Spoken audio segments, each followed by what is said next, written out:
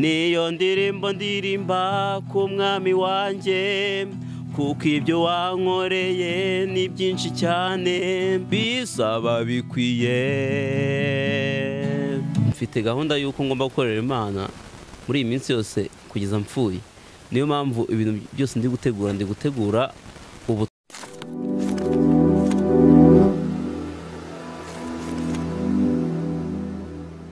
Turabasuhuje inshuti bakunzi b'Idembe TV, turagushimira wowe wakoze subscribe kandi nawe utarakanda subscribe turagusaba kuyikora.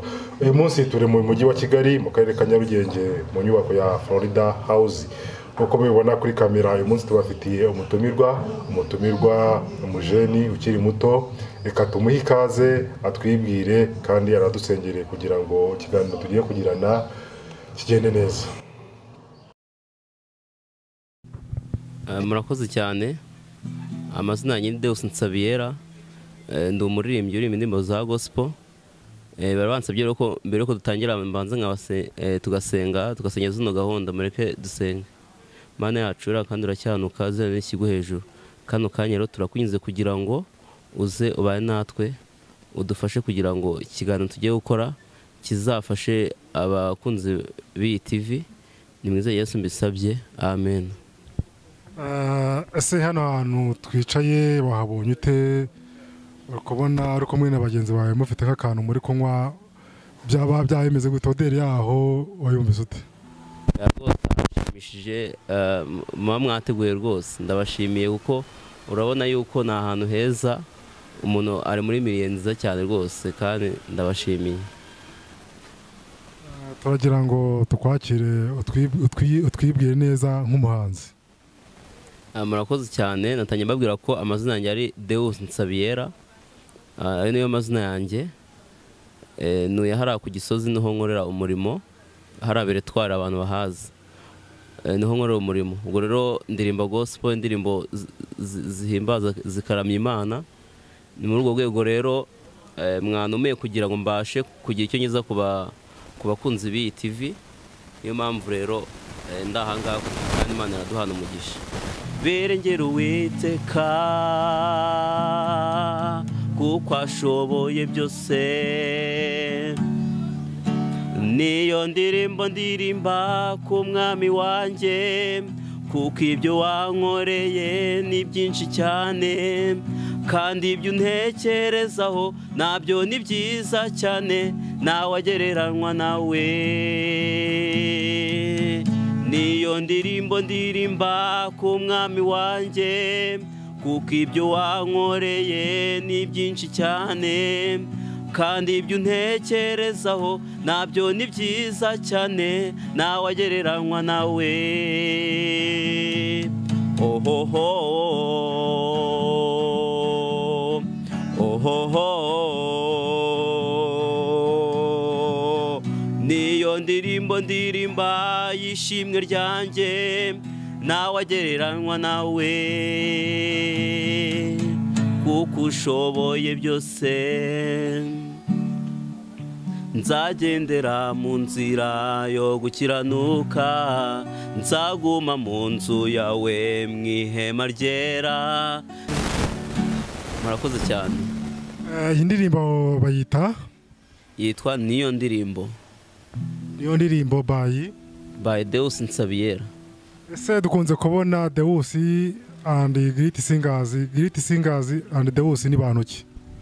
Murakoze cyane. Akenshi umuntu unzi ahita amenya na Great Singers. Ubundi mfite abantu nkunda cyane kandi bankunda, abantu ni team yanjye imfasha muri uyu muziki. Ikintu bamfashamo rero ni abaririmbyi bafite amajwi meza, harimo n'abacuranzi, kuko abantu dukorana, abantu nkorana nabo ni abacuranzi bakaba n'abaririmbyi. Niyo mpamvu rero mbita ko ari Great Singers, kuko iyo neguye nka projet runaka baba bahabaye kugira ngo bamfashe muri backing mu majwi meza yabo, ndetse bakanacuranga neza, abacuranga ingoma, saxophone, n'abacuranga amapiano, gitari, ibikoresho by'ubwoko bwose. Urumva rero ni abantu nita ko ari abantu rwose Imana yamaye, n'umugisha Imana yamaye, kandi nizeye yuko Imana izadukomezanya tukagera kure. Ese ndabona ukiri muto, Great Singers nabo ni abantu bakiri bato bose? urakoze cyane. Great Singers abantu barimo bose ni abajeni, ni abantu ubona ko bakiri ni urubyiruko, nta muntu uri murengeje imyaka 35, urumva ko ni urubyiruko kandi nshimira n'Imana ko yagiye imamo harimo n'abamama, abagabo, abo bose ni abantu bifuza kuba twafatanya. Urumva rero yuko ahantu hari abantu barenze umwe Imana ibihari. Niyo mpamvu rero natwe turasenga cyane kugira ngo ikomeze kudukomereza amaboko ndetse n'umurimo. Unze kubona abantu bakiri bato bakora injyana zitandukanye za sekira, ese wowe kuki wahisemo gukora injyana ya gospel? Iki kibazo rero ni ikibazo abantu bakunda kumbaza bavuga bati se ko abantu benshi umwana iyo umuntu ari kubyiruka aba yirefera ku basitari barabaririmba indirimbo za sekira, ariko mu by'ukuri njyewe nakuze nkunda nyine umuziki wa gospel, nkakunda kumva indirimbo z'amakorari ambassadors n'andi makorari zino worship team, abahanzi bari mu ndirimbo za gospel bose nyine nkumva nizo ndimo numvaga gusa, none bigahuza nuko numvaga mfite impano nkandika nk'indirimbo. Urumva rero kubera ibyo bintu nabaga ndimo byo kumva indirimbo za gospel noneho nkanaririmba, byatumye nkunda umuziki wa gospel cyane. Urumva nakomeje segonderi, muri segonderi niho nabizamure cyane, nkandika indirimbo nyinshi, abantu bakaza bakamfasha tukaririmbana. Urumva rero impamvu yatumye nkomeza gospel nuko ni ikintu yumvamo cyane, ko ngiye kubeshya nakoshya indirimbo za sekira nazishobora oya, gospel niyo nakuriyemo, niyo nakundaga cyane. Urumva rero ikindi nuko numvaga nshaka kuzaba umukozi w'Imana ngakorera Imana. Gukorera Imana rero ntabwo nari kubivanga n'ibyo ngibyo, ahubwo nuko nayo gukomeza umurongo wo gukorera Imana. Niyo mpamvu rero kugeza iyi saha cyasaba Imana kugira ngo ikomeze kunsindira Satani uca intege umucanege, kandi nizeye ko Imana izamfasha ngakomeza ngavuga ubutumwa. Wahisemo gutanga ubutumwa ubicishije mu ndirimbo za gospel. Ese kuki watangiye gukora indirimbo, ukora injyana za live? Kandi tuzi ko ubusanzwe injyana za live ari injyana zihenze cyane. Umuntu ukora indirimbo akora live ugitangira ni ibintu bihenze cyane. Ese waba ufite abaterankunga cyangwa se ufite support ituma ubasha gukora bino bikorwa tumaze kubona? Ejo tumaze kubona indirimbo zawe zigera muri 5. Wahereye ku ndirimbo Uwiteka n'urukundo, tubona I surrender all, ukora indirimbo Urahambaye Imana, ukora indirimbo Mfite Umungeri, n'iyi ndirimbo wasohoye yitwa iyo ndirimbo. Ese izi mbaraga ukoresha ukora injyana ya gospel ugakora live, kandi tuzi ko ari ibintu bihenze, izi mbaraga uzikora hehe? Iki ni ikibazo cyiza cyane rero umuntu wese yakibaza, ariko mu by'ukuri iyo wizeye Imana ukayikorera ukayiringira yuko ariyo ishobora guha byose, nta kintu yakwima. Niyo mpamvu rero ndareka buri muntu wese kwiringira Imana, akiringira Uwiteka, akava mu byo arimo bibi, ubundi akakurikira Uwiteka, ko nta kintu twabura n'Uwiteka. Niyo mpamvu rero icyo nasubiza ni uko ubundi tuzi ko gukora umuziki ari ibintu bihenda, ndetse n'ubitekereje bikaba byamuca intege akavuga ati ibi ntaho nazabishobora kubera ko bihenda. Ariko iyo wiyemeje ukavuga ati ngiye gukora iki ngiki, Imana ireba ku kwiyemeza kwawe yuko ushaka kuyikorera ikagufasha. Niyo mpamvu rero hari ibyo dukunda kwita live, semi live. Njya gukora indirimbo bwa mbere nakoze ikintu kimeze nka live, kuko urumva njye nkunda nyine kuririmba ibintu nyine bigaragara, kuririmba nyine ndi kumwe n'abaririmbyi n'abacuranzi, ndabikunda cyane kuko bituma nibyo binshimisha muri njyewe, nkumva ndi kuramya Imana bya nyabyo, nkumva nyine ibitekerezo byanjye biri kuwiteka. Niyo mpamvu rero byatumye nangira ntegura sare n'ibikoresho byose, bigatuma abantu babona yuko ari nka live. Ariko mu by'ukuri yuko iyo ukoze indirimbo nk'iyo yose kugira ngo uyitunganye neza amajwi, ibyo byabagaho nyuma nyine tugatunganya amajwi yayo. Ariko icyo nakubwira cyo nuko ariko hakundi Imana igufasha ikavuga iti ikagufasha mu mbaraga zawe nkeya. Mu mbaraga zawe nkeya rero Imana agiye imfasha, sinavuga ko hari support mbona hanze wenda ngabaterankunga, ahubwo ni twa duke twawe Imana igufashirizamo ikaba yakoresha ahubwo ba nyiri kugukorera ibikorwa ubundi bakaba bagukorera mu kumvikana bigakunda. Rero Imana iranyereka cyane bigakunda, Imana ikanyereka muri bike mfite kandi nizeye ko izanyongera n'ibindi bitewe nuko nshaka kubikoresha nyikorera. Rero icyo nasuzana icyo ngicyo ni ukubera Imana imfasha muri bike mfite. Ese muri uru rugendo rwawe rwo gukora izi ndirimbo twabonye zimaze kugera muri 5, ntabwo waba warigize ugera ahantu ngo wumve ko ucitse intege? Ubundi gucika intege ntibyabura kuko Satani aba hari kugira ngo akurase imyambi, bibaho. Ariko iyo ugiye gucika intege, kubera ko nibuka yuko Uwiteka ari byose, Imana ari urukundo, icyo nkora nuko njya ku mavi, ibyo ngibyo mbona binca intege bigakurwaho. Kuko ucika intege urebye uburyo ubona kuri isi ibintu bihenze, ugacibwa intege n'abantu bakubwira ati wapi ibyo wapi ntango bikigezweho, mbese ibintu byinshi biguca intege. Ariko kubera kuba wizeye yuko Uwiteka ashyigikira umuntu ushaka kumukorera, ugasenga usaba imbaraga, kugeza iyi saha rero ndashikamye kandi ndakomeye, ntabwo nize kuzasubira inyuma, ahubwo ndakomeza njya imbere kandi nizeye ko ndi kumwe n'Uwiteka. Turi gutegura kino kiganiro nashyize kuri platform za Idembe TV ko turi buganire n'umuhanzi Deus. Hari umukunzi w'Idembe TV watubwiye ngo tumubarize ngo mu ndirimbo yaririmbye indirimbo iri mu rurimi rw'icyongereza, ese iriya ndirimbo ishatse kuvuga iki? Urakoze cyane. Ni indirimbo ivuga ngo I surrender all. Ni indirimbo ni imwe yo mu gitabo nakoze yitwa I surrender all, mu Kinyarwanda isobanura ngo nguhaye byose. Rero iriya ndirimbo ikisobanura iyo ndirimbo ni indirimbo abakristo benshi bakunda, kuko iyo uri umukristo wiyeguriye Imana wemera guhara byose, ukavuga uti ibintu byose mbihaye Uwiteka abigenge. Noneho iyo ndirimbo yaramfashije kandi ifasha na bagenzi banjye bose, kuko urumva amagambo arimo akomeza umukristo, agatuma umukristo amenya inshingano yuko iby'isi atari ibyo, ahubwo agomba kuvuga uti mbituye Uwiteka impagarike yanjye yose, ubugingo bwanjye bwose, ubundi akaba ari Uwiteka ubigenga. Nicyo isobanuye. Kubw'amahirwe waje witwaje gitari, idushyiraho tubashe kuyumva, cyangwa se n'abakunzi b'Idembe TV bayumve ndetse banakoremo n'ubutumwa. Oh, to Jesus I surrender. Oh, to Thee my freely give. I will ever and trust You in Your presence daily. Oh, to Jesus I surrender. Oh, to Thee I freely give. I will ever and trust You in Your presence daily.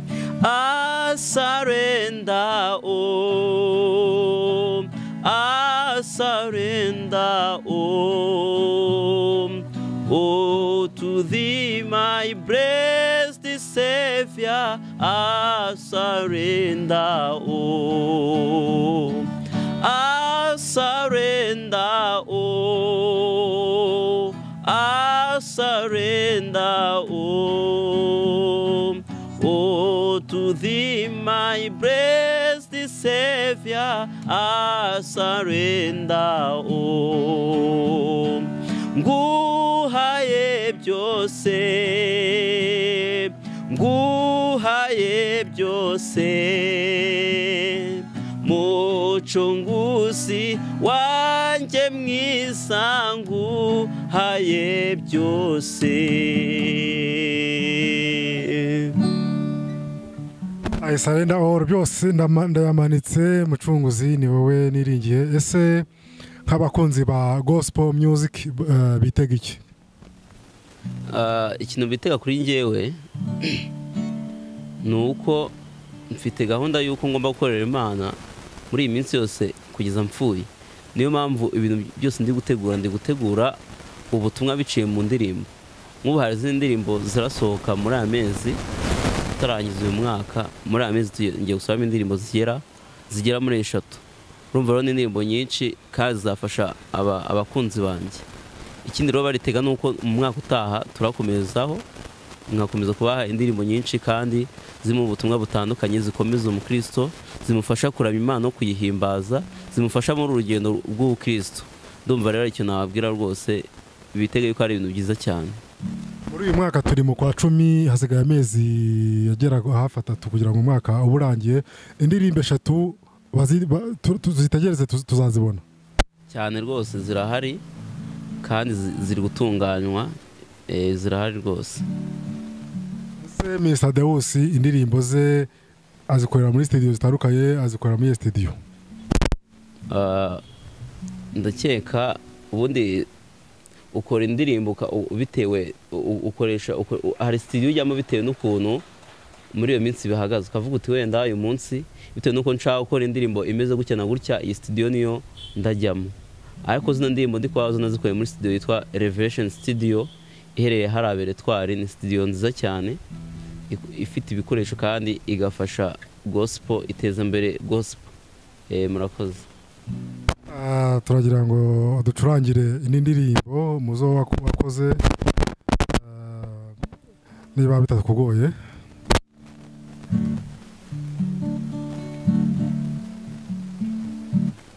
Dufite Imana ikomeye nyir'ubushobozi, dufite Imana ikomeye nyir'ubushobozi.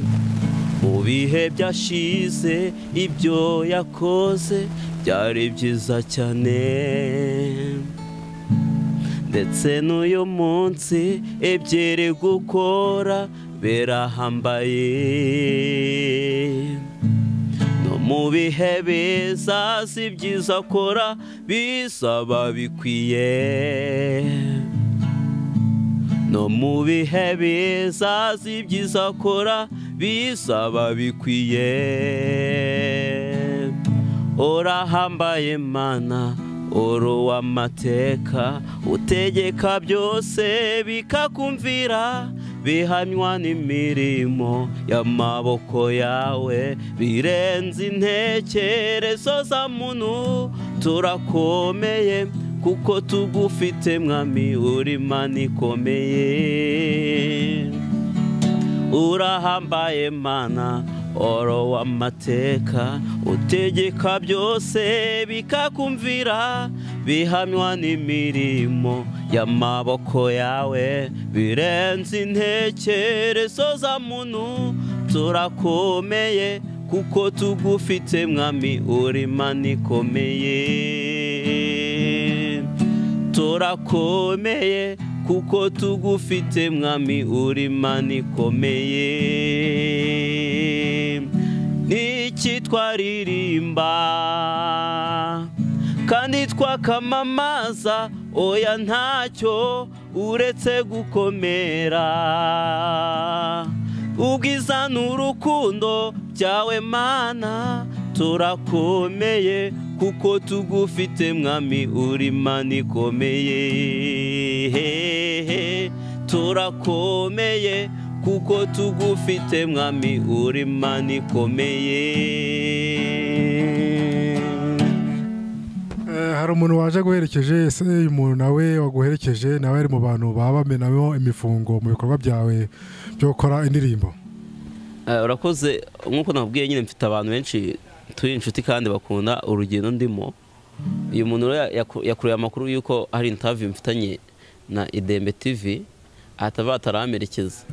Urumva rero yitwa Nema Eric, abantu bamuzi, ni umukunzi wanjye rwose, akunda ubutumwa nanga mu ndirimbo.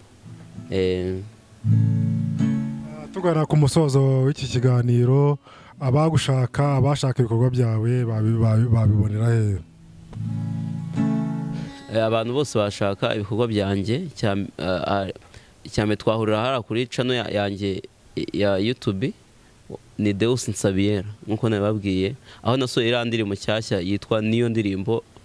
Niho twahurira. Ahandi ni kuri TikTok naho wandikamo Deus Nsabiyera, Facebook Deus Nsabiyera, Instagram hose wandikamo Deus Nsabiyera. kandi nomero yanjye ni 0786342745.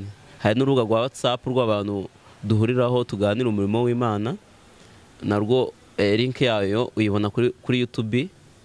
ushatse watujoininga ubundi tugakomezanya muri uyu murimo. nk'abantu baramutse bagukeneye kuri iyo telefone utanze bakaba bavuga ati tuguhamagare wenda mu gitaramo runaka, birashoboka ko waboneka? Twahamagara kugira ngo tuvuge ubutumwa, niyo mpamvu rero ndi tayari kugira ngo ahantu hose mbashe kuba navuga ubutumwa. Reka tugushimire cyane, urakoze cyane. Murakoze namwe, ndabashimiye kandi Imana ibahe umugisha.